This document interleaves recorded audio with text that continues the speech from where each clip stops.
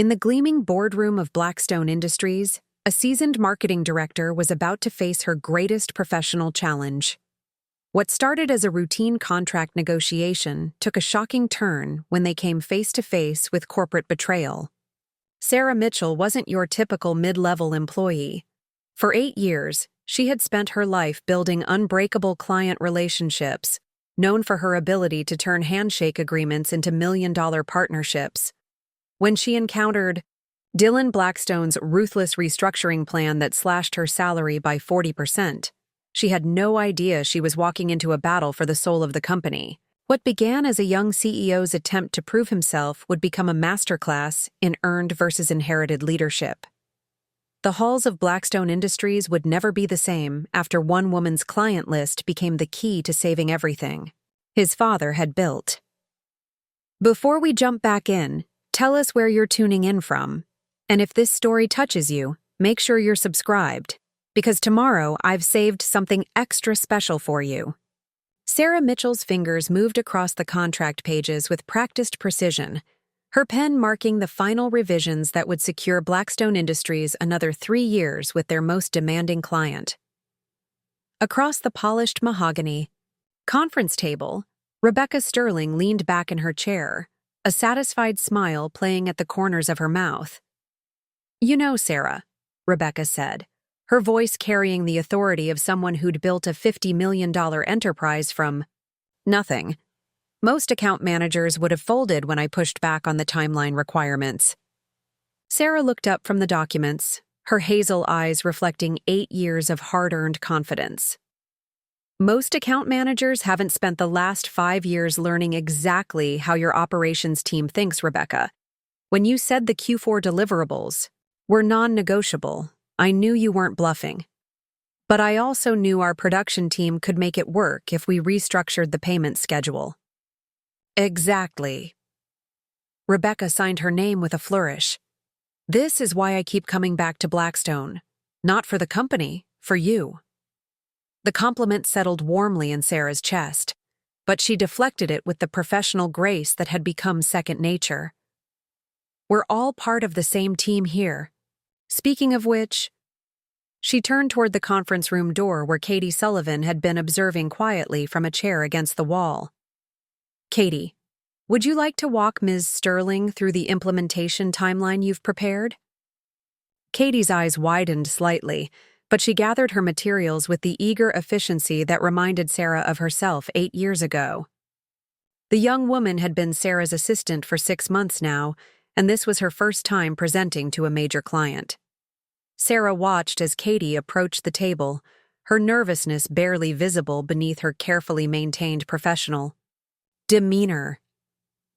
"Ms. Sterling," Katie began, her voice steady despite the slight tremor in her hands, "I've outlined a phased approach that aligns with your operational calendar and allows for quality checkpoints at each milestone." As Katie walked through her presentation, Sarah felt a familiar surge of pride. The timeline was thorough, realistic, and demonstrated exactly the kind of forward thinking that Robert Blackstone Sr. had always valued in his employees. Sarah's mind drifted to her early days at the company, when Robert had taken similar chances on her, allowing her to grow beyond her initial role in the marketing pool. "Excellent work," Rebecca said when Katie finished. She looked between the two women. "Sarah, you're training her well. I can see why Robert speaks so highly of your mentorship." A warmth spread through Sarah's chest at the mention of their CEO. Robert Blackstone Sr. had been more than a boss to her. He'd been a mentor, a father figure who'd seen potential in a divorced single mother from Michigan and given her the opportunity to build something meaningful. Under his leadership, Blackstone Industries had grown from a regional consulting firm to a national presence, and Sarah had grown alongside it. After Rebecca left, Sarah and Katie returned to Sarah's corner office, its windows overlooking the Chicago skyline. The late afternoon sun cast long shadows across the hardwood floors, and Sarah could see Katie practically vibrating with excitement. "How did I do?" Katie asked, setting her materials on Sarah's desk. "I felt like my voice was shaking during the timeline presentation. "You were perfect," Sarah assured her, settling into her chair. Rebecca Sterling doesn't give praise lightly. When she says, "excellent work," she means it.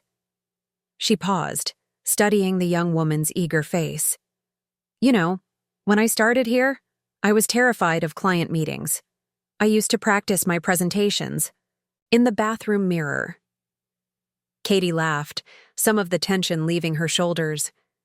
"Really? You always seem so confident." "Confidence comes with experience, and experience comes with opportunities like today." Sarah opened her laptop, scrolling through her calendar. "I want you to take the lead on the Morrison account next week. It's smaller than Sterling Industries, but—" The shrill ring of her office phone interrupted her. Sarah glanced at the caller ID, Robert's assistant, Elena. "Sarah?" Elena's voice was tight, strained in a way Sarah had never heard before. "Are you available to come to Mr. Blackstone's office? There's been an accident." The words seemed to echo in the suddenly quiet office. Sarah felt something cold settle in her stomach. "What kind of accident?" "Car accident. About an hour ago. He was—" Elena's voice broke. "He was on his way back from the Sterling meeting downtown." "Sarah, he didn't make it." The phone slipped from Sarah's hand, clattering against her desk. Katie was on her feet immediately, her face pale with concern, but Sarah couldn't hear whatever she was saying. The world had suddenly tilted off its axis, leaving her scrambling for something solid to hold on to. Robert Blackstone Sr. was dead. The next few hours passed in a blur of emergency meetings, shocked faces, and the kind of corporate crisis management that Sarah had never imagined she'd need. Dylan Blackstone, Robert's 22-year-old son, flew in from Boston, his MBA from Harvard, and his grief-stricken expression the only qualifications he carried for inheriting a $100 million company.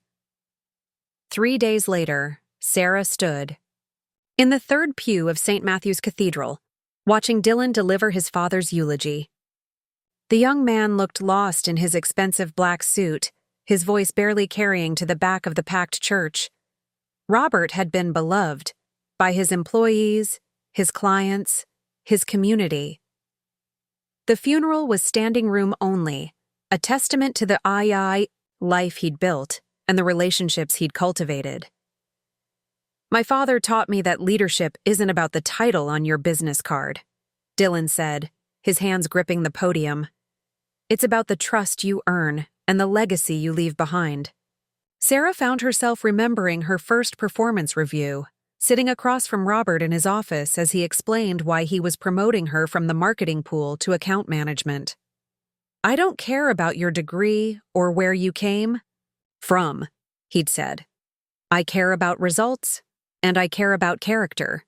You've got both." That promotion had changed her life. It had meant she could afford a better apartment for herself and Jake, could start building the college fund that would give her son opportunities she'd never had.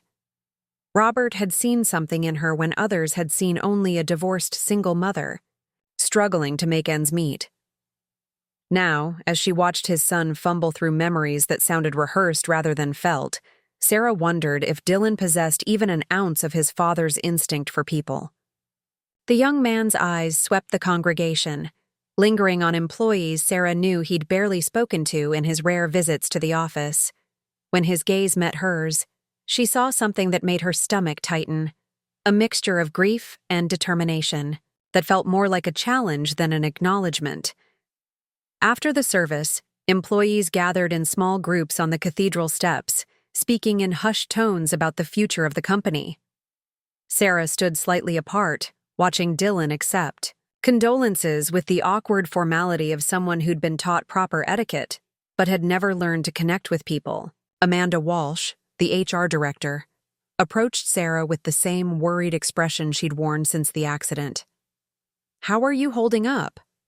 "I'm fine," Sarah said automatically, then shook her head.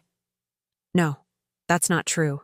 I feel like everything just changed, and I don't know what it means yet." Amanda followed Sarah's gaze to where Dylan was speaking with the board members. "He's young," she said carefully. "Maybe with the right guidance." "Maybe," Sarah agreed.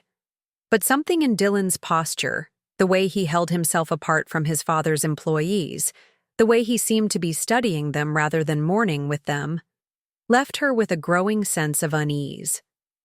As the crowd began to disperse, Sarah found herself thinking about the contract she'd signed with Rebecca Sterling just 3 days ago. It felt like a lifetime had passed since then, since she'd felt the solid ground of professional security beneath her feet. Robert Blackstone Sr. had built something stable and enduring at Blackstone Industries, something that had allowed people like her to flourish. Now, watching his son shake hands with executives and board members while avoiding the employees who had loved his father, Sarah couldn't shake the feeling that everything she'd built over 8 years might be far more fragile than she'd ever imagined. The foundation of her world had cracked, and she was beginning to understand that the tremors were only just beginning. Part 2. The New Regime. The foundation of her world had cracked, and she was beginning to understand that the tremors were only just beginning. Sarah's unease proved prophetic when, 3 weeks after the funeral, she received an email marked urgent, requesting her presence at an all-hands meeting scheduled for 8 a.m. sharp. The main conference room buzzed with nervous energy as employees filed in, coffee cups trembling in uncertain hands. Sarah took her usual seat, near the front, the same chair she'd occupied during Robert Sr.'s monthly leadership meetings. The familiar routine felt hollow now, like performing a dance whose music had stopped playing. Dylan entered precisely at 8, flanked by 2 men in expensive suits whom Sarah didn't recognize. His grief had been replaced by something harder, a carefully constructed mask of authority that sat uncomfortably on his young features. He'd traded his father's approachable demeanor for the cold efficiency of a Harvard case study. "Good morning," Dylan began, his voice carrying none of his father's warmth. "I want to thank everyone for their patience during this transition period. As we move forward, Blackstone Industries will be implementing several strategic changes to position ourselves for growth in an increasingly competitive marketplace." Sarah felt her stomach tighten. The corporate speak was textbook perfect, but it carried all the personality of a quarterly earnings report. Around her, she could see other veteran employees shifting uncomfortably in their seats. "First," Dylan continued, clicking to his first PowerPoint slide, "we'll be streamlining our operational structure to eliminate redundancies and improve efficiency. This means reducing our workforce by 15% and consolidating several departments." A collective intake of breath swept through the room. Sarah's mind immediately went to the marketing pool where she'd started, to the junior associates who reminded her of herself 8 years ago. Dylan hadn't even been in the company long enough to understand what these people contributed. Additionally, we'll be implementing a performance-based compensation structure that rewards results over tenure. Going forward, advancement will be merit-based rather than based on legacy relationships. The words hit Sarah like a physical blow. Legacy relationships. He was talking about people like her, employees who had built their careers through dedication and proven results, who had earned Robert Sr.'s trust through years of consistent performance. Sarah raised her hand, her voice steady despite the anger building in her chest. "Dylan, could you clarify what you mean by merit-based advancement? Because client retention rates and revenue growth seem like pretty clear metrics of merit to me." The room fell silent. Dylan's jaw tightened almost imperceptibly, and Sarah realized she'd made her first mistake, challenging him publicly instead of approaching him privately. But the damage was done. "Ms. Mitchell," Dylan said, his tone carefully neutral, "I appreciate your input. However, the metrics we'll be using going forward will be more comprehensive than simple client retention. We'll be looking at cost efficiency, innovation metrics, and adaptability to new methodologies." Translation. He was moving the goalposts, creating new criteria that would favor younger employees with fresh degrees over veterans with proven track records. Sarah glanced around the room and caught Amanda Walsh's eye. The HR director's expression was carefully blank, but Sarah could see the concern lurking beneath the surface. "I'd also like to introduce our new Senior Vice President of Operations, Brad Thompson," Dylan continued, gesturing to one of the men beside him.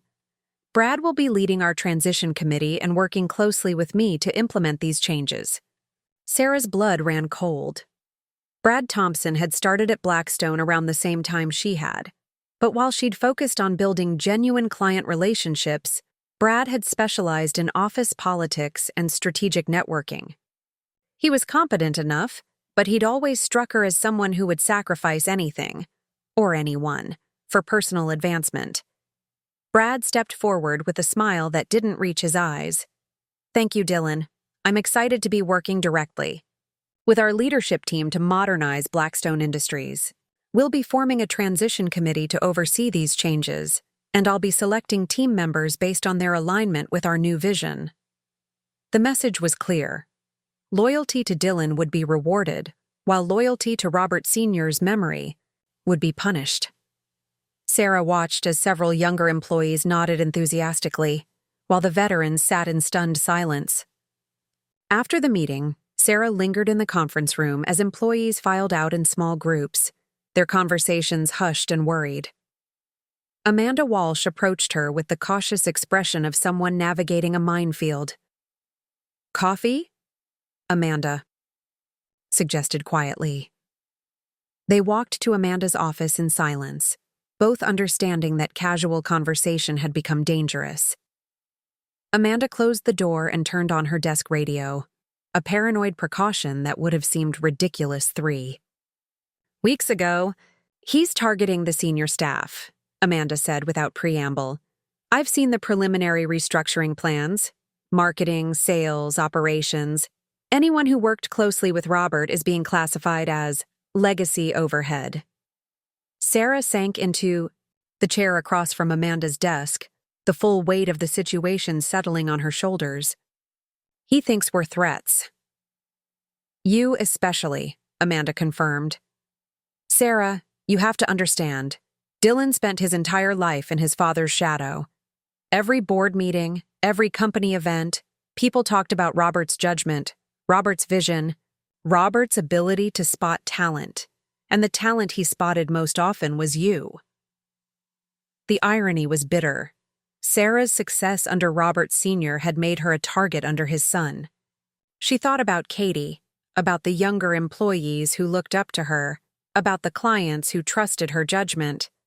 What would happen to them in Dylan's new world? "What about the transition committee?" Sarah asked. Amanda's expression darkened. "Brad's already started making his selections. 3 junior associates from marketing, 2 from sales, and the new MBA recruit from operations. Average age, 25. Average tenure, 18 months. And no one who actually understands how this company works." "Understanding isn't the point," Amanda said grimly. "Loyalty is. Dylan wants people who will implement his vision without questioning it. People who don't remember how things used to be." Sarah left Amanda's office with her mind racing. As she walked back toward her own office, she passed the marketing pool where Katie was working at her desk, her young face bright with the enthusiasm that Sarah remembered feeling when she'd first started at Blackstone. The sight filled her with a protective fury that surprised her with its intensity. Dylan Blackstone might have inherited his father's company, but he'd also inherited the responsibility that came with it. Responsibility for the careers and livelihoods of 43 employees who had trusted Robert Sr. with their futures. Sarah had spent 8 years building something meaningful here, creating relationships and delivering results that had made the company stronger. She wasn't about to let a 22-year-old with an MBA and an inferiority complex destroy everything his father had built. But as she settled at her desk and opened her laptop to find an email from Dylan's assistant, requesting her attendance at a performance evaluation meeting scheduled for the following week, Sarah realized that her resolution might not be enough.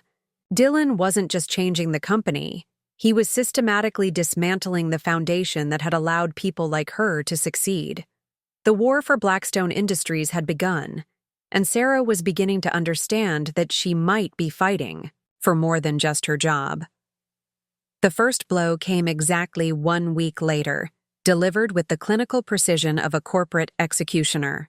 Sarah stared at the official letter in her hands, reading the words for the third time as if repetition might change their meaning. Effective immediately, your compensation package will be restructured to reflect current market standards and performance metrics. Your new annual salary will be $72,000, representing a strategic realignment with industry benchmarks. 40%. Dylan had cut her salary by 40%. The letter continued with bureaucratic pleasantries about organizational efficiency and competitive positioning, but the numbers burned themselves into her mind. From $120,000 to $72,000, from comfortable middle-class stability to barely scraping by, from being able to cover Jake's college expenses to watching his dreams slip away. Her hands trembled as she set the letter down on her kitchen table. Jake was upstairs doing homework, probably researching the engineering programs he'd been excited about since junior year. How was she supposed to tell her 17-year-old son that his mother's 8 years of dedication and proven results had just been deemed worth 60 cents on the dollar? "Mom?" Jake's voice carried down from the top of the stairs. "Is everything okay? You've been sitting there for like 20 minutes. Sarah quickly folded the letter and slipped it into her purse. "Everything's fine, honey. Just work stuff." But Jake was too perceptive for such a simple deflection. He appeared in the kitchen doorway, his tall frame filling the space in a way that reminded her painfully of his father. At 17, Jake had inherited the best parts of both parents, her practical intelligence and his father's emotional intuition. Preparing and narrating this story took us a lot of time, so if you are enjoying it, subscribe to our channel. It means a lot to us. Now back to the story. "Mom," he said quietly, settling into the chair across from her. "What's really going on? You've been different ever since Mr. Blackstone died, stressed, worried. And don't tell me it's just grief, because I can see you thinking through problems when you think I'm not looking." Sarah studied her son's face, seeing the young man he was becoming and the child he'd been. She'd spent 17 years protecting him from adult worries, but maybe it was time to trust him with the truth. "There have been some changes at work," she said carefully. "The new CEO has different ideas about how to run the company." "Different how?" Sarah pulled the letter from her purse and handed it to him. Jake read it in silence, his expression growing more serious with each line. When he finished, he set it down gently and looked at her with eyes that seemed older than his years. 40%, he said simply. 40%, she confirmed. Jake was quiet for a long moment, processing the implications. Finally, he spoke. "I can get a job, bagging groceries, pizza delivery, whatever. And maybe we should look at state schools instead of..." "No." The word came out sharper than Sarah intended. She reached across the table and took his hand. "Jake, honey, you worked too hard for this. Your grades, your SAT scores, your community service, you earned those opportunities. I'm not letting Dylan Blackstone take your future away." "But Mom, the numbers don't work. Even with my part-time job, we can't..." "Let me worry about the numbers," Sarah said, though she had no idea how she was going to make them work. "Your job is to keep being brilliant and kind and everything your father would have been proud of." The next morning, Sarah arrived at the office to find Katie waiting by her desk, her usual cheerful demeanor replaced by something that looked uncomfortably like guilt. "Sarah?" Katie began hesitantly. "I need to talk to you about something." "About my new assignment." Sarah's stomach sank. "What new assignment?"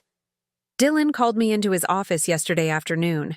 He's promoting me to junior account manager and giving me the Morrison account." Katie's voice dropped to a whisper. The one you said I could lead next week. The irony was crushing. Sarah had spent months preparing Katie for exactly this kind of opportunity, and now Dylan was using her own mentee to undermine her authority. But as she looked at Katie's troubled face, Sarah realized the young woman understood exactly what was happening. "Katie," Sarah said gently, "this isn't your fault. You didn't ask for this." "But I could have said no," Katie replied, her eyes bright with unshed tears. "I could have told him I wasn't ready, that I needed more training. And then he would have given it to someone else and found a reason to fire you for refusing a promotion."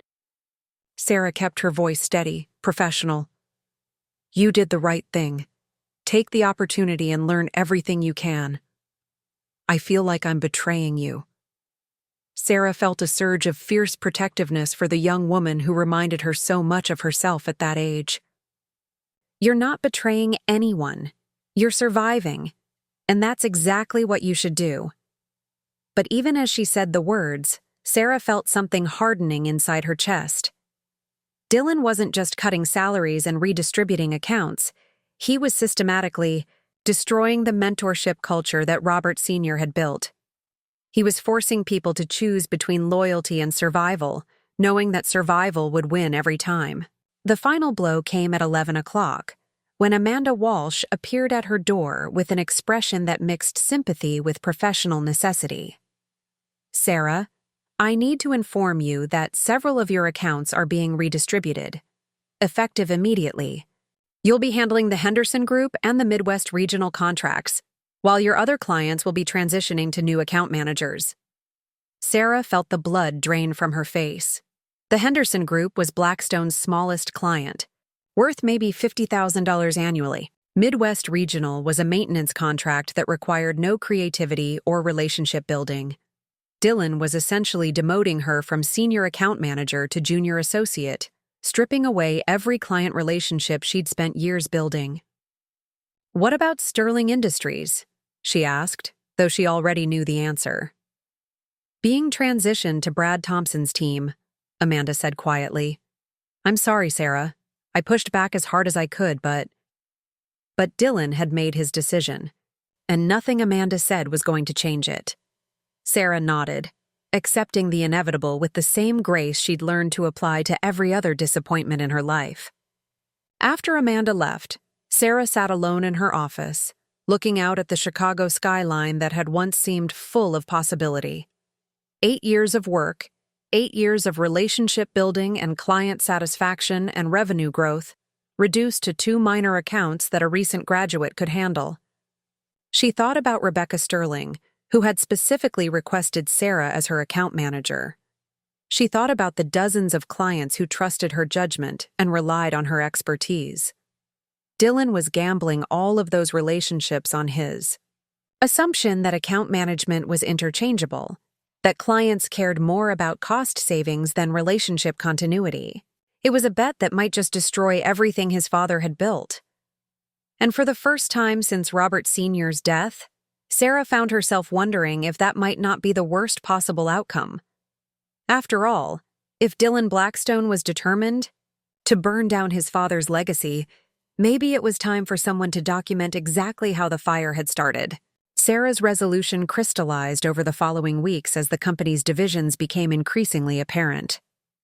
The call came on a Tuesday morning while Sarah was reviewing the Henderson Group's modest quarterly projections. Her personal cell. Phone buzzed with a number she recognized immediately. Rebecca Sterling. "Sarah." Rebecca's voice was tight with frustration. "I need to speak with you. Not as an official client call, but as someone who values straight answers. What the hell is happening over there?" Sarah glanced around the open office space, noting how conversations had become more hushed since Dylan's restructuring. "I'm not sure what you mean, Rebecca." "Cut the corporate speak. I've been working with Brad Thompson for 3 weeks now, and I'm ready to scream. Yesterday, he suggested we leverage synergistic solutions to optimize our value proposition. I asked him what that meant in plain English, and he said he'd get back to me with a strategic framework." Despite everything, Sarah almost smiled. Rebecca Sterling had built her company by cutting through exactly that kind of meaningless jargon. That does sound like Brad. Sarah, I don't want to put you in an awkward position, but I need to know, is this temporary? Because I have a $10 million operation here, and I need someone who understands how my business actually works, not someone who treats me like a case study from business school. The implied threat was clear. Rebecca Sterling represented 15% of Blackstone's annual revenue. If she walked, Dylan's efficiency measures would become irrelevant because there wouldn't be enough business left to optimize. I understand your concerns, Sarah said carefully, aware that phone calls could be monitored. I'd recommend speaking directly with leadership about your service expectations. I will, Rebecca said. But Sarah, when I do, I'm going to make it clear that I want you back on my account. And if that's not possible, I'll need to reconsider our partnership entirely. After Rebecca hung up, Sarah sat staring at her phone. The client relationships she'd spent years building weren't just professional assets. They were personal connections based on trust and understanding. Dylan could reassign accounts on paper, but he couldn't transfer the human elements that made those relationships valuable. Her contemplation was interrupted by Amanda Walsh appearing at her cubicle. Since her office had been redistributed to one of Dylan's transition committee members, Sarah now worked from a desk in the marketing pool, a none too subtle message about her new status in the company hierarchy. Lunch? Amanda asked quietly. They met at a small cafe 6 blocks from the office, far enough away to ensure privacy. Amanda looked exhausted, the strain of managing Dylan's personnel changes evident in the dark circles under her eyes. I have news, Amanda said without preamble. Dylan's planning another round of cuts, senior staff this time. Anyone over 50 or with more than 10 years of tenure is being classified as redundant overhead. Sarah's blood ran cold. When? End of the month. He's brought in outside consultants to handle the terminations, wants to avoid the emotional complications of personal relationships affecting business decisions. The clinical language made Sarah sick. These weren't redundant overhead. They were people like Margaret Chen, who had been in accounting for 15 years and knew every client's payment history by heart. Like Tom Rodriguez, whose institutional knowledge of Blackstone's vendor relationships had saved the company thousands of dollars in contract negotiations. There's more, Amanda continued. I've been documenting everything, the restructuring, plans, the personnel decisions, the client feedback we're getting. Sarah, it's bad, really bad. Client satisfaction scores have dropped 30% in 6 weeks. We've lost 2 major accounts, and 3 others are threatening to leave. Sarah felt a mixture of vindication and dread. She'd been right about Dylan's inexperience, but being right wouldn't save the jobs of veteran employees who had families to support. What can we do? Sarah asked. Amanda leaned forward, lowering her voice. I think Dylan's setting himself up for failure, but the board won't act unless they see concrete evidence that his leadership is damaging the company. We need documentation, client complaints, financial impacts, staff turnover data. It was a dangerous game Amanda was proposing. Building a case against Dylan could backfire spectacularly if he discovered their efforts. But Sarah thought about Rebecca's phone call, about the other clients who had reached out to her informally, expressing frustration with their new account managers. I'm in, Sarah said quietly. Their conspiracy was interrupted by an unwelcome sight. Brad Thompson entering the cafe with 2 of Dylan's transition committee members. Sarah watched as Brad scanned the room, his eyes lingering on their table with obvious interest. Looks like we have company, Amanda murmured. Brad approached their table with the confident stride of someone who held all the cards. Sarah, Amanda, what a coincidence running into you here. Just grabbing lunch, Sarah replied evenly. Of course. You know, Sarah, I've been meaning to speak with you about the Sterling account. Rebecca seems to have some unrealistic expectations about service delivery. I hope you haven't been encouraging any unreasonable demands during your transition conversations. The implication was clear. Brad suspected Sarah of undermining his relationship with Rebecca, which, technically, she hadn't done. She'd simply answered Rebecca's questions honestly. "I've had minimal contact with any former clients since the restructuring," Sarah said, which was literally true if misleading. "I'm focused on my current assignments." Brad smiled, but his eyes remained cold. "Good to hear. Dylan's really impressed with how you've adapted to the changes. In fact, he mentioned that employees who demonstrate flexibility during transitions might find themselves with expanded opportunities down the road." After Brad left, Amanda shook her head. "He's fishing, trying to figure out if you're a threat." "And am I?" Amanda's smile was grim. "Let's hope so." That afternoon, Sarah returned to the office to find Katie waiting nervously by her desk. The young woman looked around cautiously before speaking. "Sarah, I need to tell you something. About the Morrison account." Sarah gestured for Katie to sit down. "What about it?" "There's money missing, not stolen," Katie added quickly. I misallocated. The client payment came in last week, but it's been sitting in a holding account instead of being processed. When I asked Brad about it, he said it was part of a new cash flow management strategy." Sarah felt alarm bells ringing in her head. Misallocating client payments wasn't a cash flow strategy. It was a red flag that could trigger audits and investigations. Either Dylan's new systems were fundamentally flawed, or something more serious was happening.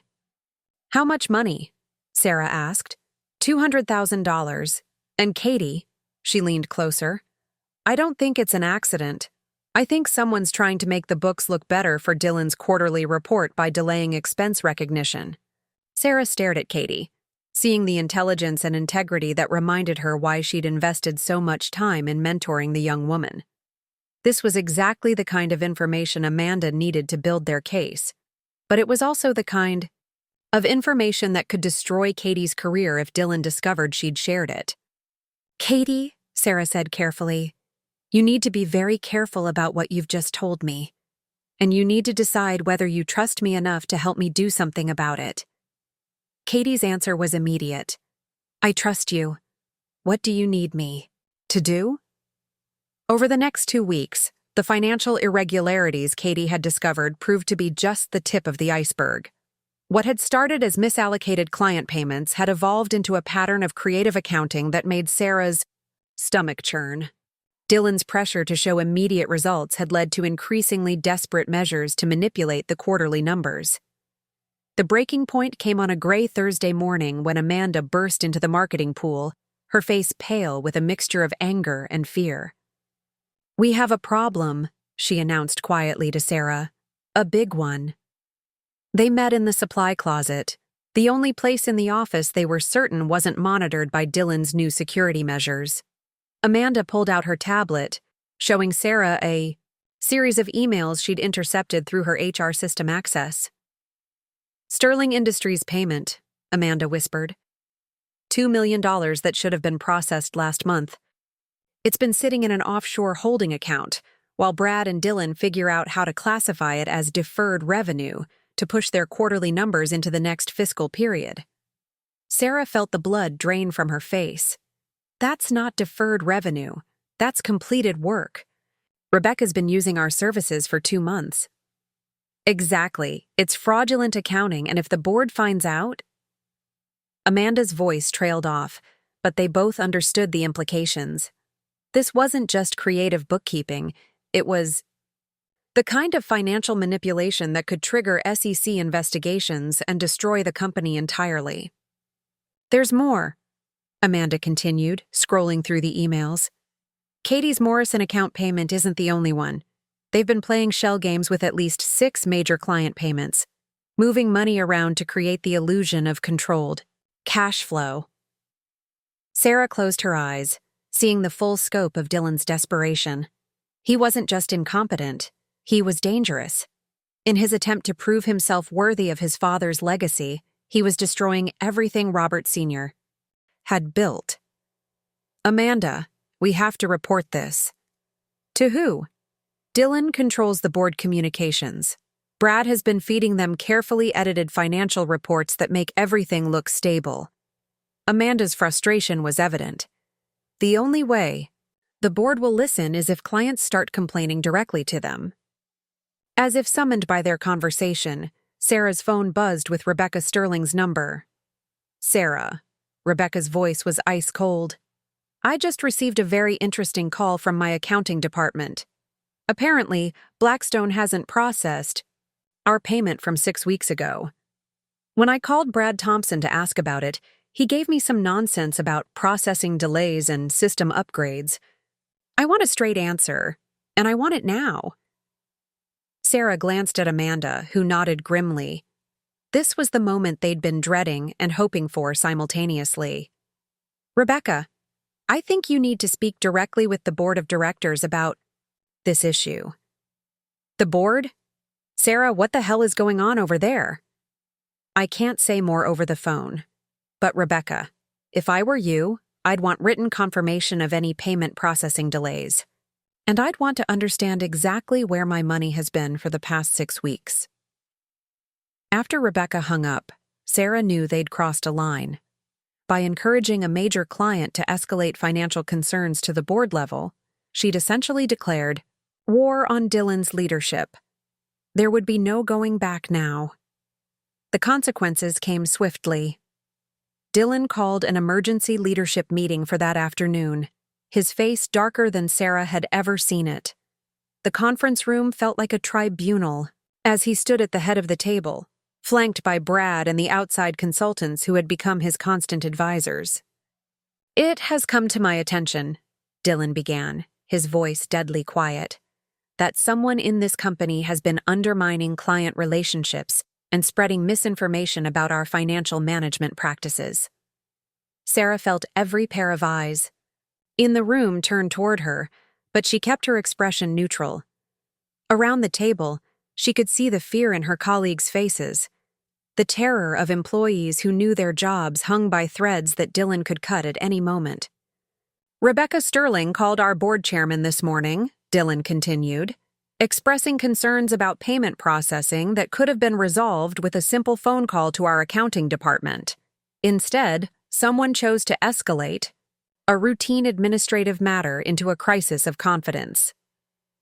Maybe, Sarah said quietly, the crisis of confidence exists because there are legitimate concerns about how this company is being managed.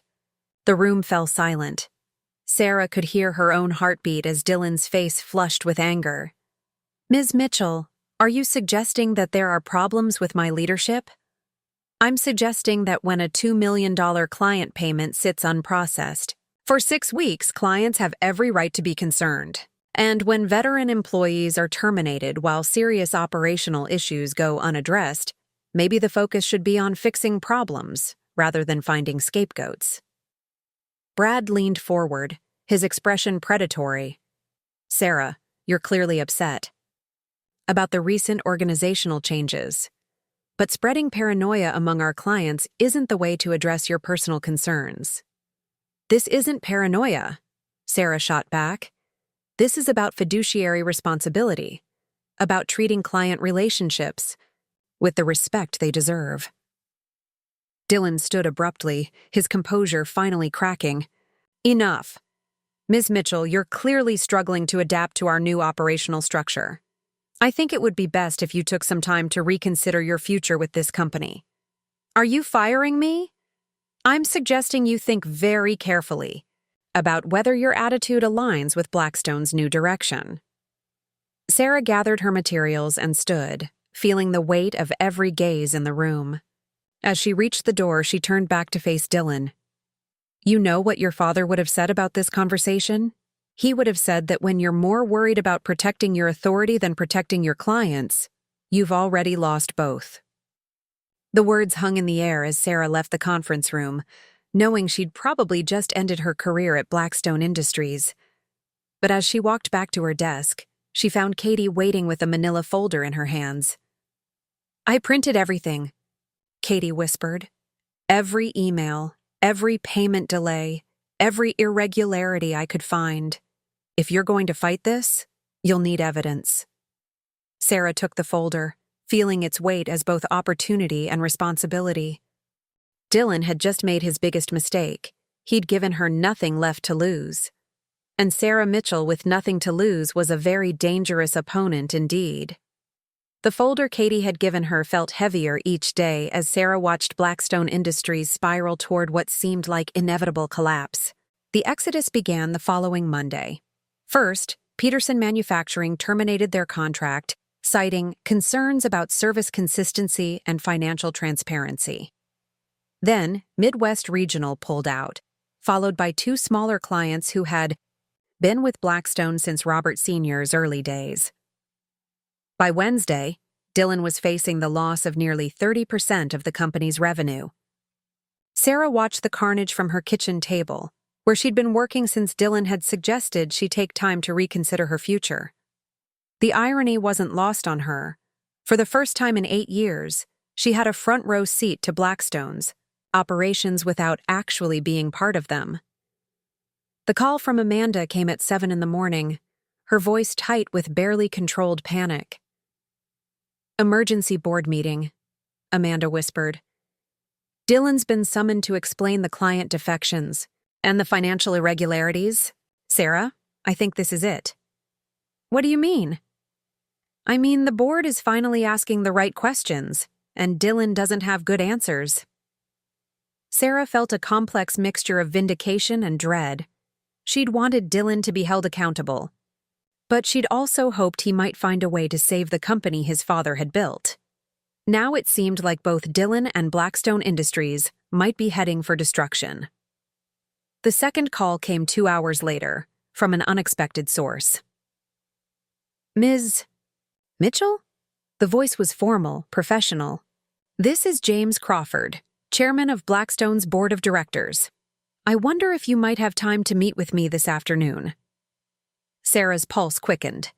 James Crawford had been Robert Sr.'s closest friend and business partner, one of the original investors who had helped build Blackstone from a 2-person consulting firm into a regional powerhouse. If Crawford was calling her directly, the situation had become desperate indeed. They met at Crawford's downtown law office, a space that radiated the same understated authority that Robert Sr. had embodied.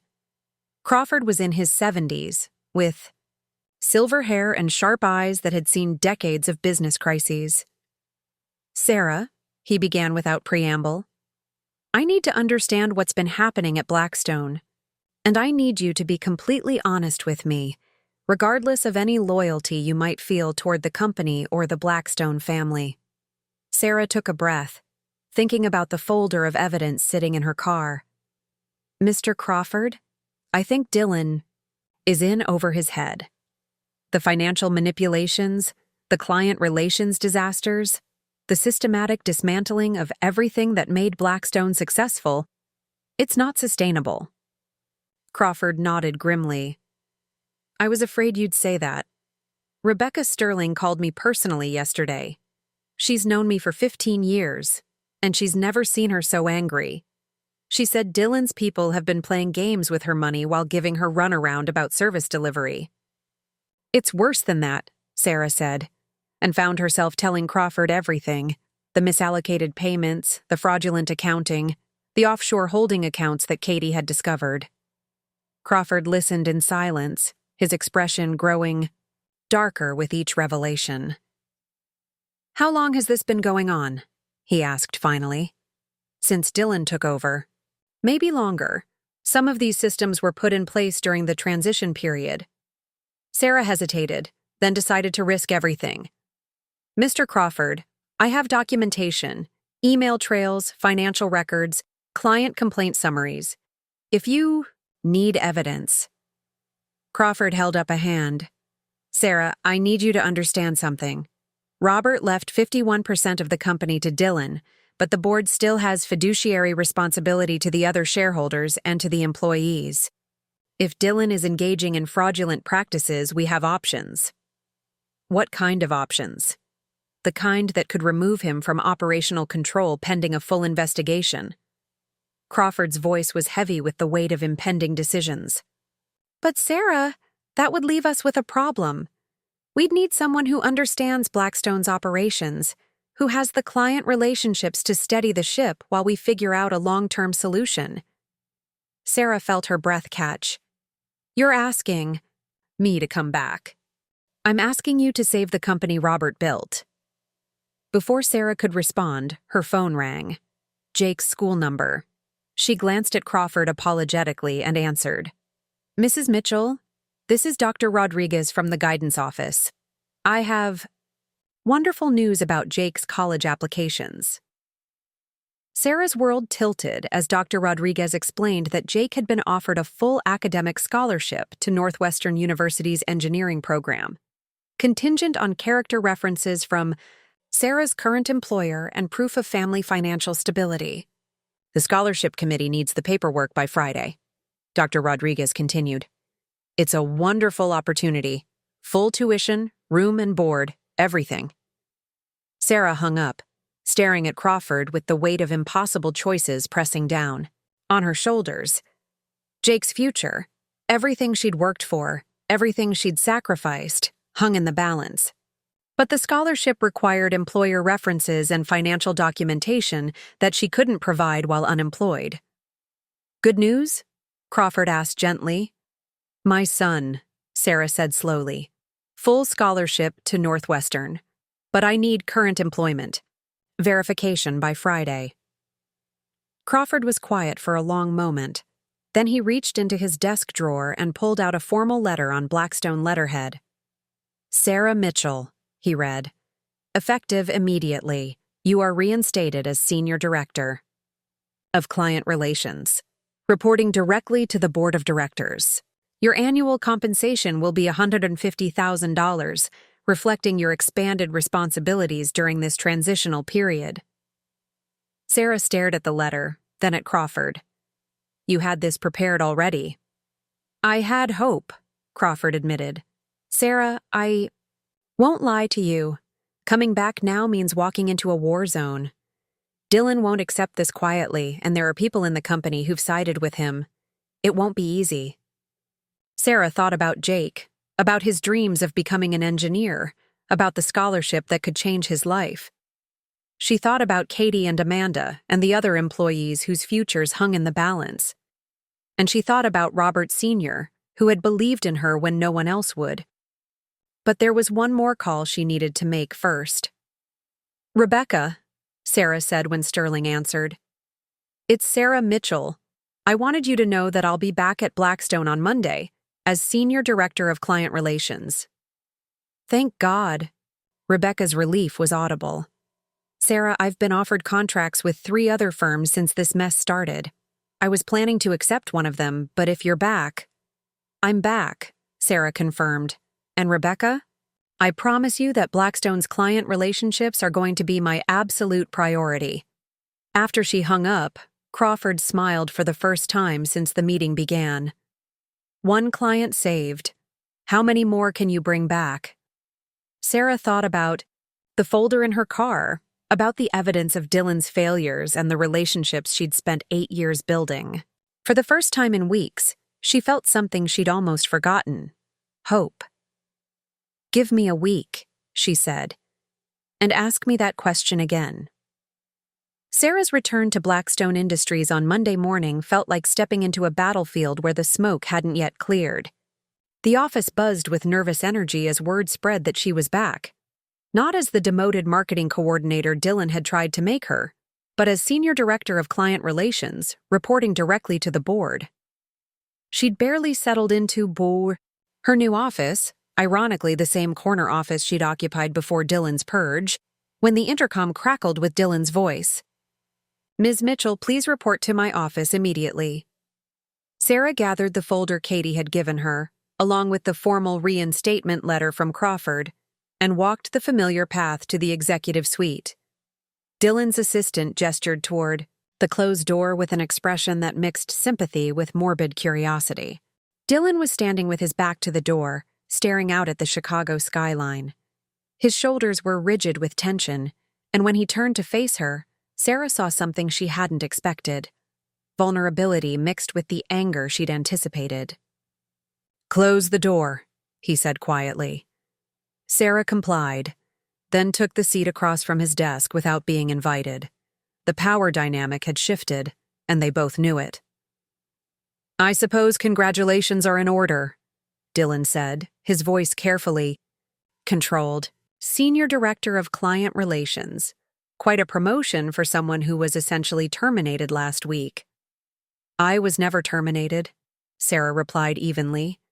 "You suggested I reconsider my future here. I did, and I decided that Blackstone Industries needs experienced leadership to survive what you've done to it." Dylan's composure cracked slightly. "What I've done? I've been trying to modernize a company that was stuck in the past, trapped by outdated thinking and resistance to change. You've been trying to prove you're worthy of your father's legacy by destroying everything he built," Sarah shot back. "And in the process, you've nearly bankrupted the company and alienated every major client we have. That's not—" Dylan stopped, running a hand through his hair. For a moment, Sarah saw past the CEO facade to the grieving 22-year-old, who had never asked for this responsibility. "Dylan," she said, her voice gentler but still firm, "your father never meant for you to take over immediately. He planned to transition you gradually, to let you learn the business while he was still here to guide you.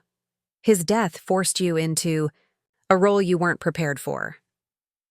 "I have an MBA from Harvard," Dylan said defensively.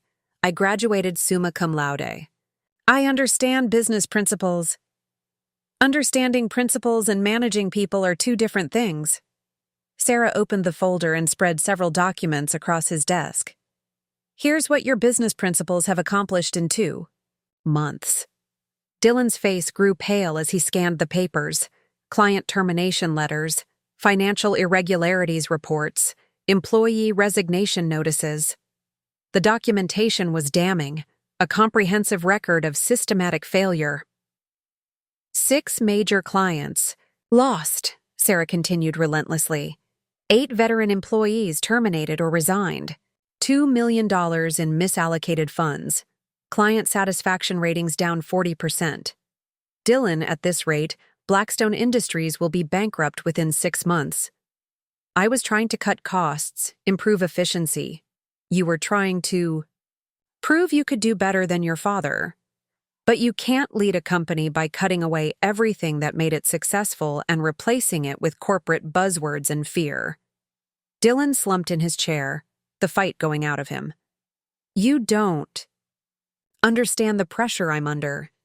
The board, the investors, everyone comparing me to him. Everything I do gets measured against what Robert Blackstone Sr. would have done. For the first time since Robert's death, Sarah felt a flicker of sympathy for Dylan. She remembered her own early days at Blackstone, the constant fear of not being good enough, of disappointing people who had invested their trust in her. Your father wasn't perfect, she said quietly. He made mistakes, especially in the early years, but he learned from them, and he never let his ego get in the way of doing what was best for the company. So, what are you saying? That I should step down? Let the board bring in some outside CEO to run my father's company? Sarah studied Dylan's face, seeing the grief and insecurity he'd been hiding behind his authoritarian facade. This was the moment that would determine not just Dylan's future, but the future of everyone who worked at Blackstone. I'm saying you need to decide what's more important, proving you're in charge or proving you're a leader. Dylan was quiet for a long moment, staring at the documents spread across his desk. When he looked up, something had changed in his expression. What would you do if you were in my position? It was the first time Dylan had asked for her opinion rather than dismissed it. Sarah chose her words carefully. I'd acknowledge that I made mistakes. I'd focus on rebuilding the relationships that were damaged, and I'd surround myself with people who know more than I do, rather than people who just agree with everything I say. People like you. People like me, and Amanda Walsh, who understands this company's culture better than anyone. And yes, even some of the veteran employees you've been so eager to replace. Dylan leaned back in his chair, the weight of decision visible on his young face. The board wants you to clean up my mess. The board wants Blackstone Industries to survive. How that happens is up to you. Amanda Walsh appeared in the doorway, her expression carefully neutral. Excuse me, but Rebecca Sterling is on line 1 for Sarah. She says it's urgent. Sarah looked at Dylan, waiting for his response. He could refuse to let her take the call, could reassert his authority and continue the battle that was destroying the company. Or he could take the first step toward becoming the leader his father had hoped he might become. Take it, Dylan said quietly. But take it here. It's time I heard directly from our clients about what I've done. Sarah picked up the phone, putting it on speaker. Rebecca, I'm here with Dylan Blackstone. You're on speaker. Good. Rebecca's voice was crisp with business efficiency. Mr. Blackstone, I want you to hear this directly. Your company has been jerking me around for 8 weeks, playing games with my money and giving me runaround about basic service delivery. I've been with Blackstone for 5 years, but I was ready to walk away completely. Dylan winced but didn't interrupt. However, Rebecca continued, Sarah Mitchell has just assured me that client relations are going to be her personal priority going forward. So I'm willing to give Blackstone one more chance. But Mr. Blackstone, if there are any more payment delays, any more service failures, any more of the amateur hour nonsense I've been dealing with, I'm gone, and I'll be taking my recommendations with me. After Rebecca hung up, Dylan sat in silence for a long moment. When he finally spoke, his voice was barely above a whisper. I almost destroyed everything he built, didn't I? Almost, Sarah agreed. But Dylan, the company can recover. The question is whether you're willing to do what it takes to rebuild it. Dylan met her eyes, and for the first time since his father's death, Sarah saw genuine humility instead of defensive arrogance. Tell me what you need from me. Dylan's question hung in the air between them, marking the beginning of the most challenging phase either of them had ever faced. Rebuilding trust, Sarah had learned over 8 years in business, was infinitely harder than building it in the first place. The transformation began immediately. Dylan called an emergency all-hands meeting for that afternoon, and Sarah watched from the back of the conference room as he faced the employees whose lives he'd disrupted over the past 2 months. I need to address some mistakes I've made, Dylan began, his voice steady but lacking the arrogant confidence that had characterized his previous speeches. When I took over leadership of this company, I thought I knew better than people who had spent years building relationships and developing expertise. I was wrong. Sarah could see the shock on faces throughout the room. This wasn't the Dylan Blackstone who had dismissed veteran employees and restructured departments without consultation. Effective immediately, I'm reversing several personnel decisions. Sarah Mitchell has been appointed Senior Director of Client Relations, and she'll be working directly with me to rebuild the relationships that have been damaged. Dylan's eyes found Sarah's in the back of the room. Additionally, all salary cuts implemented over the past month are being restored, with retroactive compensation for affected employees. Murmurs of surprise rippled through the conference room. Sarah saw Katie's eyes widen with relief, while Amanda nodded approvingly from her position near the front. But the hardest part was yet to come. I also need to address the financial irregularities that have occurred under my leadership, Dylan continued, his voice growing quieter. Some of our accounting practices have been problematic. We're bringing in external auditors to review all client accounts and ensure complete transparency going forward. After the meeting, Sarah found herself in the unprecedented position of being Dylan's advisor rather than his adversary. They worked late into the evening, going through client files and identifying the relationships that might be salvageable. Peterson Manufacturing, Sarah said, reviewing the termination letter. They left because of service delays and communication failures. I know their CEO, Mark Peterson. He's reasonable, but he doesn't tolerate being ignored. Can you get him back? Sarah considered carefully. Maybe, but Dylan, it's going to require you to personally apologize to him. Not a corporate apology, a real one. You'll need to admit that you mismanaged his account and explain exactly how you're going to prevent it from happening again. The old Dylan would have bristled at the suggestion. This Dylan simply nodded. Set up the meeting. The real test came the following week when Brad Thompson's role in the financial irregularities became impossible to ignore. Amanda had documented his involvement in the offshore account manipulations, and the external auditors confirmed what Sarah had suspected. Brad had been actively participating in the fraudulent accounting practices. Dylan called Brad into his office with Sarah present as a witness. Brad entered with his usual confident swagger, apparently unaware that his position had become untenable. Dylan, Sarah. Brad nodded, settling into his chair. I assume this is about the Peterson meeting? I think we should approach it from a position of strength rather than… Brad, Dylan interrupted quietly. We need to discuss your role in the financial management issues we've been experiencing. For the first time since Sarah had known him, Brad looked genuinely uncertain. Financial management issues? Sarah placed a folder on the table between them. The offshore accounts, Brad, the client payment delays, the fabricated revenue reports you've been giving to the board.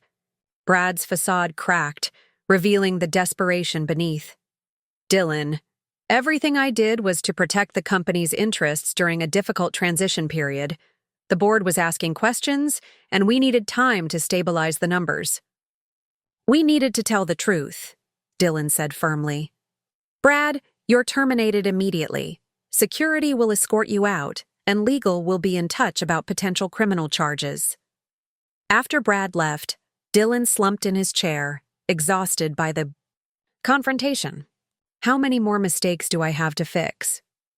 As many as it takes, Sarah replied, but not without sympathy. Dylan, rebuilding a company isn't about one dramatic gesture. It's about making the right choice, over and over again, until people start to trust you. The process was slow and often frustrating. Some clients, like Rebecca Sterling, were willing to give Blackstone another chance based on their relationships with Sarah. Others, like Peterson Manufacturing, required multiple meetings and detailed explanations before agreeing to restore their contracts. But gradually, progress emerged. Katie proved invaluable in the rebuilding process, her fresh perspective helping to identify operational improvements that enhanced client service. Amanda worked to rebuild the company culture, bringing back terminated employees where possible, and implementing new policies that prioritized collaboration over competition.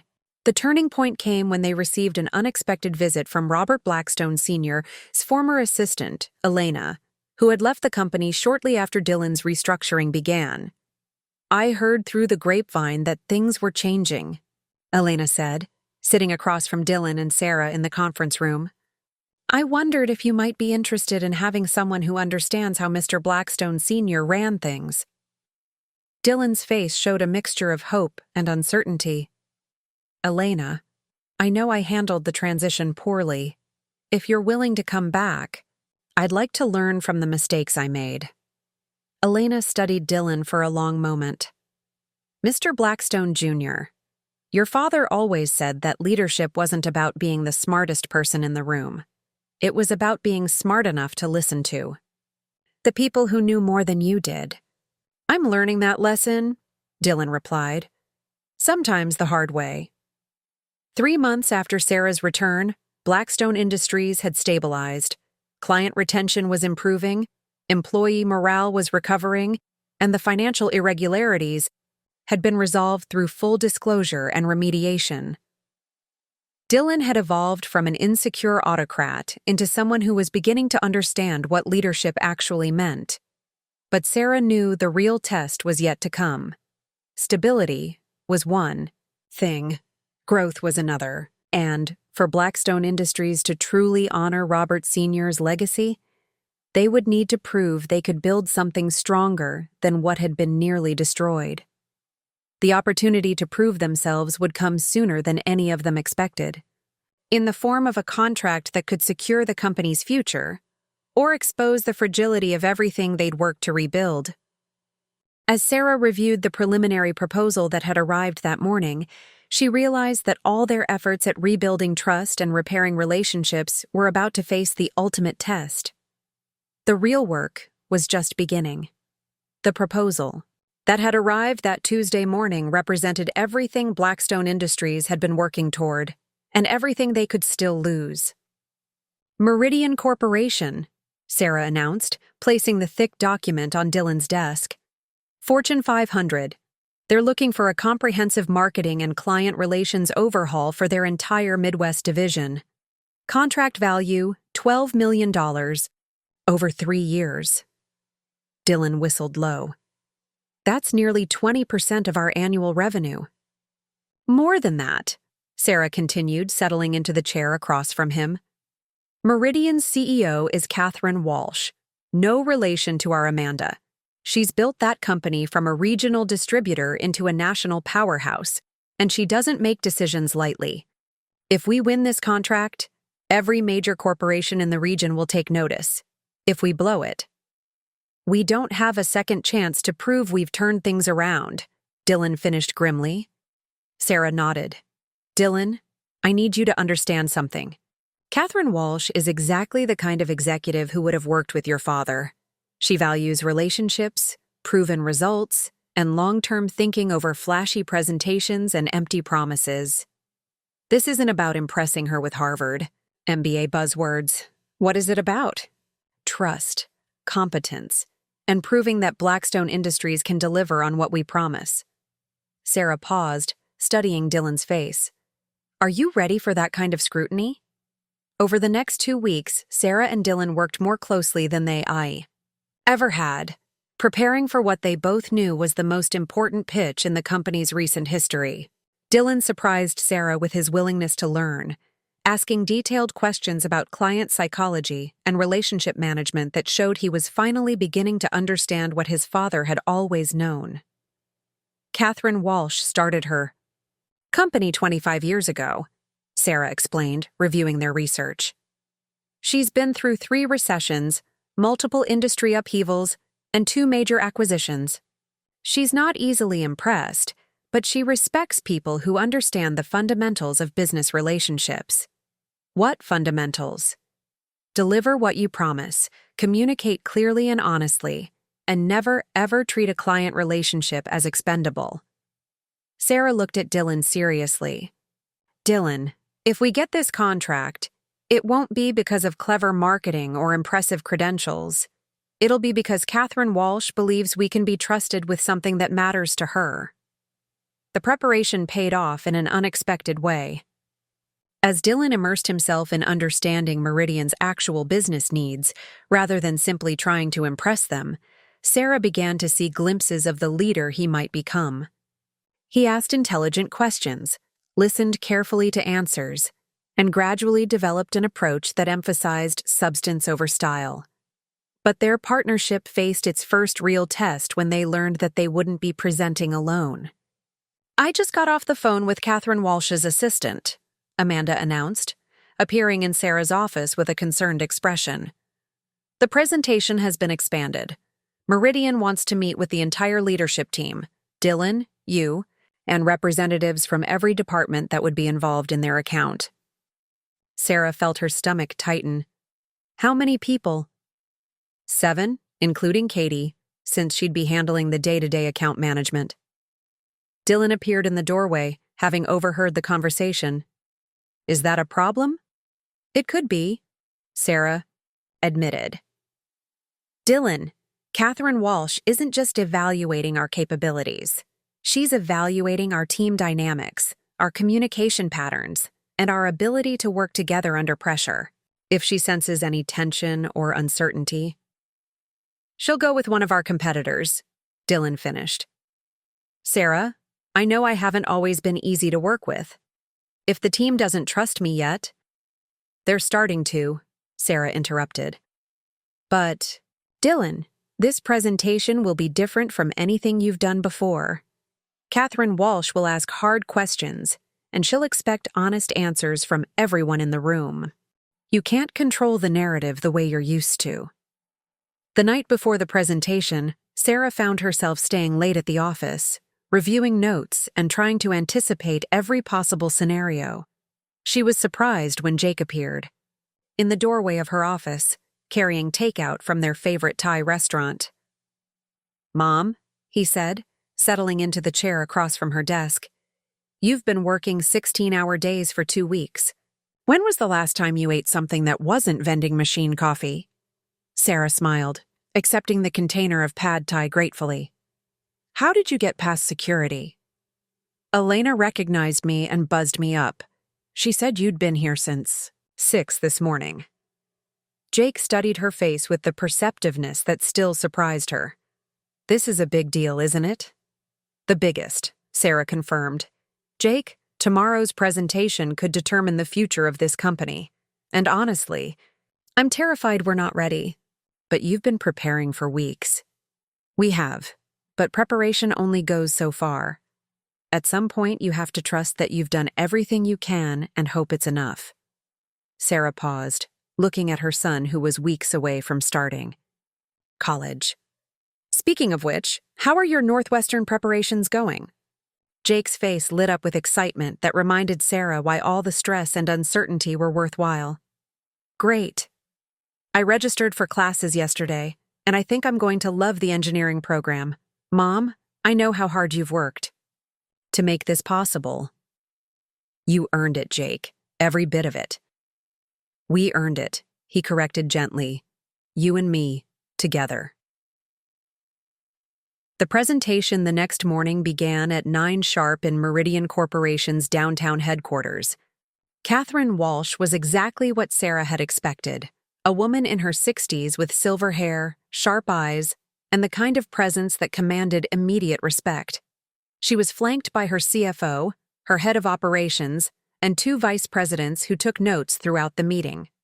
Dylan opened the presentation with a confidence that had been earned rather than assumed. "Ms. Walsh, thank you for considering Blackstone Industries for this partnership. Rather than telling you what we think you want to hear, we'd like to show you exactly how we approach client relationships and why we believe that approach aligns with Meridian's values." What followed was the most seamless team presentation Sarah had ever been part of. Dylan handled the strategic overview with genuine understanding rather than empty corporate speak. Sarah walked through their relationship management methodology, using real examples from their rebuilt client base. Katie demonstrated the account management systems they'd developed, while Amanda explained the cultural changes that had improved their operational efficiency. But the real test came when Catherine Walsh began asking questions. "Mr. Blackstone," she said, her voice direct but not unkind, "I'm aware that your company went through some significant challenges earlier this year.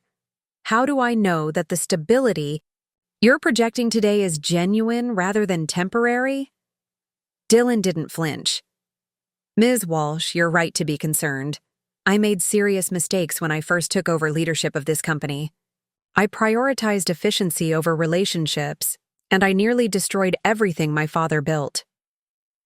He paused, meeting her gaze steadily. "But I learned from those mistakes, and more importantly, I learned to listen to people who know more than I do." Catherine Walsh turned to Sarah. "Ms. Mitchell, you were directly affected by those decisions. Why should I trust that this partnership will be stable?" Sarah chose her words carefully. "Because the mistakes have been acknowledged and corrected. Because we've built systems to prevent them from happening again. And because this company now values collaboration over control." She gestured toward Katie and the rest of the team. "Ms. Walsh, you're not just hiring Dylan or me. You're hiring a team that has been tested and proven resilient." The questions continued for another hour, probing every aspect of their proposal and their company's stability. But as Sarah watched her colleagues respond with honesty and competence, she felt something she hadn't experienced in months: genuine confidence in Blackstone Industries' future. When the presentation ended, Catherine Walsh stood and shook hands with each team member. "We'll have a decision by Friday," she said simply. "Thank you for your time." As they walked back to their cars, Dylan turned to Sarah with an expression of cautious optimism. "How do you think we did?" "I think we did exactly what we needed to do," Sarah replied. "We told the truth, we demonstrated our capabilities, and we showed them who we really are. The rest is up to them." But as Sarah drove home that afternoon, she realized that regardless of Meridian's decision, something fundamental had changed at Blackstone Industries. They had faced their biggest test as a unified team, and they had proven, to themselves as much as to anyone else, that they could succeed together. The question now was whether Catherine Walsh had seen the same potential that Sarah was finally beginning to believe in. The answer came at 4:47 p.m. on Friday, when Sarah's phone rang with Meridian Corporation's number. "Ms. Mitchell." Catherine Walsh's voice was warm but businesslike. "I wanted to personally inform you that Meridian has decided to move forward with Blackstone Industries for our Midwest Division overhaul." Sarah felt her breath catch. Around the office, she could see her colleagues trying to read her expression, the tension of 3 days of waiting written on every face. "However," Catherine continued, and Sarah's heart skipped, "I want to be clear about why we made this decision. It wasn't your presentation, impressive as it was what happened after." Sarah frowned, confused. "After?" "I called Rebecca Sterling yesterday to ask about her experience working with your company during the transition period. She told me something interesting, Ms. Mitchell. She said that even when you had every reason to walk away from Blackstone, even when you'd been treated poorly and had better offers elsewhere, you chose to stay and help rebuild something you believed in." Sarah glanced across the office to where Dylan was pretending to work while obviously listening to every word. "Ms. Sterling said that kind of integrity is rare in business," Catherine continued. "And after watching your team present on Tuesday, I could see that integrity reflected in how you all work together. That's what sealed the deal for us." After the call ended, Sarah stood in the center of the office as her colleagues gathered around her, their faces hopeful and anxious. "We got it," she announced simply. The cheer that went up could probably be heard 3 floors down. Katie hugged Amanda, while Elena wiped tears from her eyes.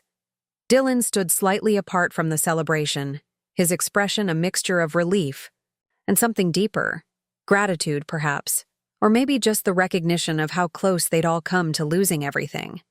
That evening, Sarah found herself staying late again, but this time it wasn't from stress. She was working on the implementation plan for the Meridian contract, energized by the challenge of building something significant rather than simply trying to survive. Dylan knocked on her office door at nearly 8 o'clock, carrying 2 cups of coffee from the good machine in the executive break room. "Thought you might need this," he said, settling into the chair across from her desk. "Thanks." Sarah accepted the coffee gratefully. "You know, 6 months ago, I never would have imagined we'd be sitting here like this." 6 months ago, I was an arrogant kid who thought I knew better than everyone," Dylan replied quietly.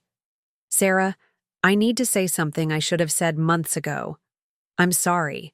For the salary cuts, for the humiliation, for nearly destroying your career and everyone else's. I was so afraid of failing that I guaranteed failure." Sarah studied his face, seeing the young man who had finally learned the difference between authority and leadership. "Dylan, apologies matter, but what matters more is what we do going forward." "What we do going forward," Dylan repeated. "I like the sound of that." They worked in comfortable silence for a while, planning the Meridian rollout and discussing long-term strategies for company growth.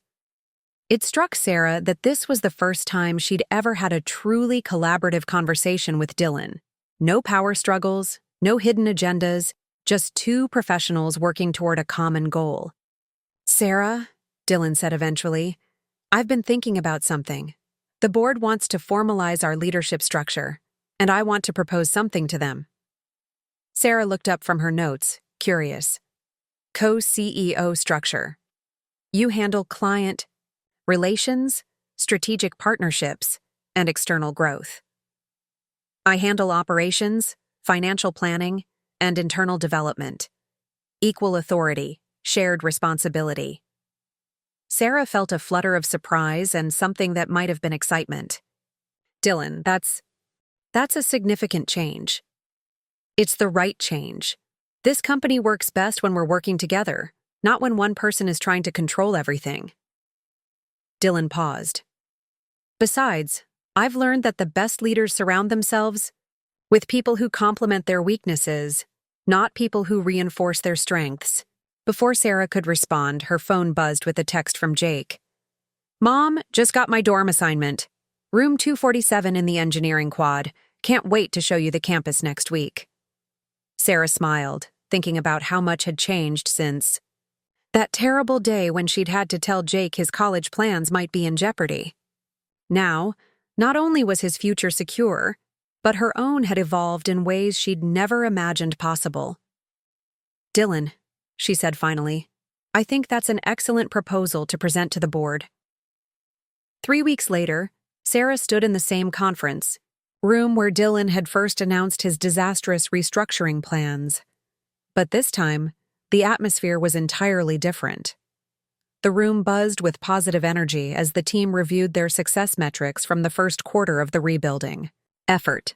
Client retention is up to 94%, Amanda reported, the highest it's been in company history.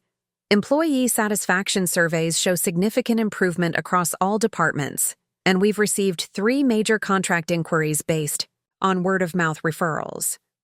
Katie, now officially promoted to senior account manager, added her report. The Meridian implementation is ahead of schedule and under budget. Catherine Walsh sent a personal note saying she's impressed with our attention to detail and proactive communication.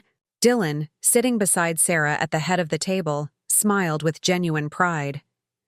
These results reflect what happens when we focus on doing things right rather than doing things fast. After the meeting, Sarah walked through the office, noting the changes that had occurred over the past few months. The culture of fear and competition that had characterized Dylan's early leadership had been replaced by collaboration and mutual support. Veteran employees worked alongside newer hires, sharing knowledge rather than hoarding it. The office felt alive again, buzzing with the kind of creative energy that Robert Sr. had always encouraged. Rebecca Sterling called that afternoon with news that surprised no one but pleased everyone. Sarah, she said, I wanted you to know that I'm recommending Blackstone Industries to the Regional Business Council for our Vendor Excellence Award. After everything you've all been through, the way you've rebuilt and improved, it's exactly the kind of business leadership we need to recognize. As Sarah hung up the phone, she realized that the award wasn't just recognition of their recent success. It was validation that they had truly honored Robert Sr.'s legacy while building something new and sustainable. 6 months later, Sarah stood in the lobby of Blackstone Industries, watching Jake help carry boxes of Northwestern University promotional materials for the company's new internship program. The partnership with the university was Dylan's idea, a way to mentor young professionals while giving them real-world experience in relationship-based business practices. Mom, Jake said, adjusting his Northwestern Engineering t-shirt, I still can't believe how much this place has changed. I remember when I used to visit during the difficult period. Everyone looked scared. Now it feels like people actually want to be here. Sarah nodded, thinking about the journey that had brought them all to this point. The company that had nearly been destroyed by inexperience and arrogance had been rebuilt through collaboration and hard-earned wisdom. Dylan had evolved from an insecure autocrat into a thoughtful leader who understood that strength came from empowering others, not controlling them. You know what I think your grandfather would say about all this? Sarah asked Dylan as he joined them in the lobby. Dylan considered the question seriously. I think he'd say that the best legacy isn't the one you inherit, it's the one you earn. Sarah smiled, remembering Robert Sr.'s words from her first performance review. I don't care about your degree or where you came from. I care about results, and I care about character. Looking around at the thriving company they'd built together, at Amanda's protective leadership of the HR department, at Katie's confident management of major client relationships, at Elena's quiet efficiency that kept everything running smoothly, at Dylan's genuine commitment to collaborative leadership, Sarah realized they had achieved something that transcended simple business success. They had created a workplace that valued people over politics, relationships over revenue manipulation, and earned respect over inherited authority. They had proven that failure could become the foundation for something stronger, and that the best leaders were those who had learned to listen, to learn, and to lift others up.